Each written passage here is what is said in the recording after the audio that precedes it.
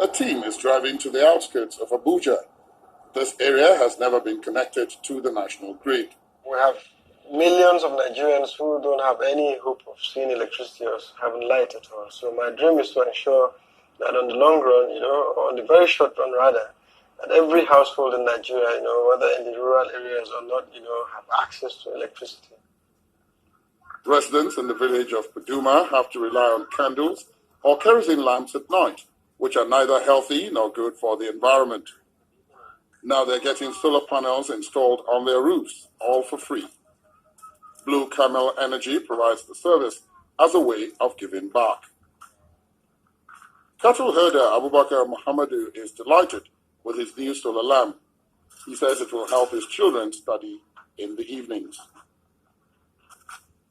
And the best bit, it's easily rechargeable.